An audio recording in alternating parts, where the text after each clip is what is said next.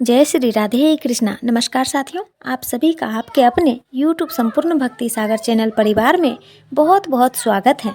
आइए आज आप सब जानेंगे वर्ष 2025 माघ मास शुक्ल पक्ष जया एकादशी का व्रत कब धारण किया जा रहा है। तो जानेंगे व्रत के शुभ मुहूर्त के बारे में, पारण का समय कब से कब तक होगा, पारण किस चीज़ से किया जाएगा, इस दिन क्या करना चाहिए क्या नहीं करना चाहिए।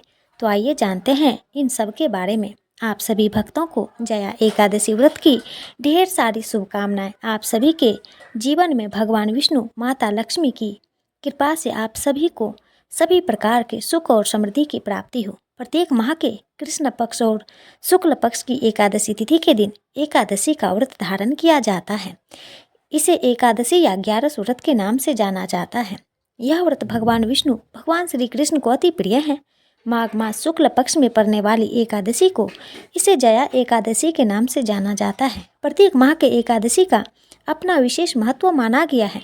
इसी प्रकार से माघ मास शुक्ल पक्ष की जया एकादशी का अपना विशेष महत्व है। जो भी भक्त सच्ची श्रद्धा के साथ, नियम और निष्ठा के साथ जया एकादशी का व्रत धारण करते हैं, इस दिन भगवान विष्णु, माता लक्ष्मी, भगवान श्री कृष्ण की पूजा करते हैं, तो इस व्रत के प्रभाव से व्यक्ति के सभी प्रकार के पाप और ताप नष्ट होते हैं तथा अकाल मृत्यु का भय नहीं होता है। भूत प्रेत पिशाच आदि योनि से भय से मुक्ति मिलती है। पितरों को सद्गति प्रदायक एवं व्रती को मोक्षदायक होता है। तो आइए जानते हैं जया एकादशी व्रत के शुभ मुहूर्त के बारे में।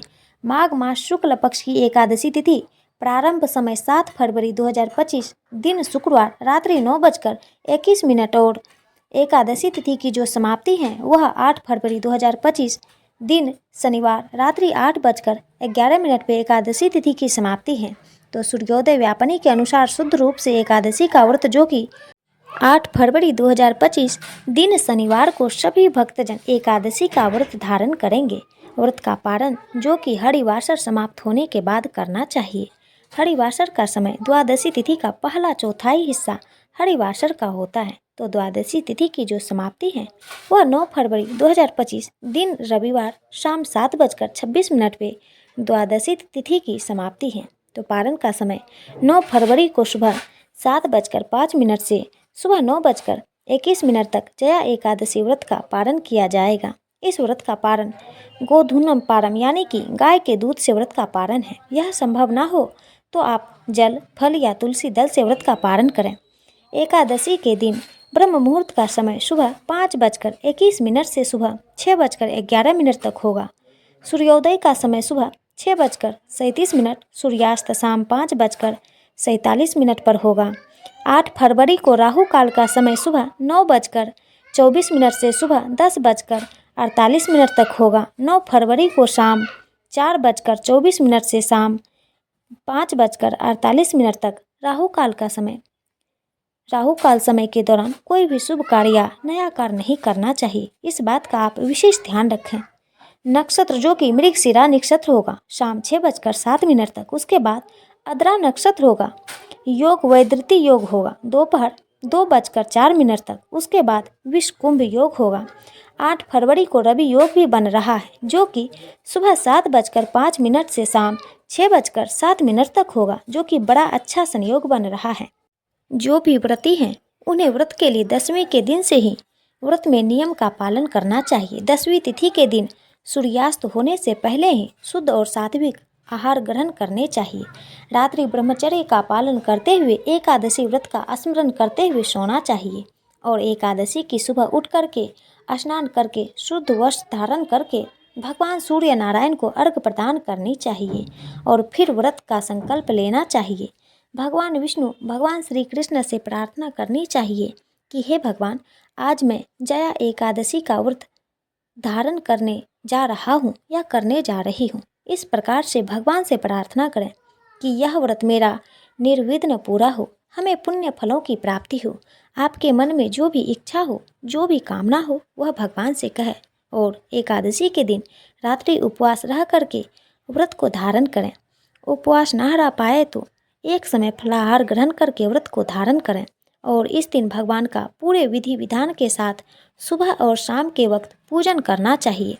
इस दिन भगवान का जो कि गंध, पुष्प, धूप, दीप आदि से पूजन करें। विशेष करके गुड़ तथा तिल मिश्रित वस्तु का भगवान को भोग लगाएं और अभी के मौसम में जो भी ऋतु फल प्राप्त हो उसका भोग लगाएं। उसके बाद जल से आचमनी करवा करके द्रव्य दक्षिणा चढ़ाएं। मुख शुद्धि के लिए पान पत्र, सुपारी, लौंग, इलायची के साथ में अर्पित करें।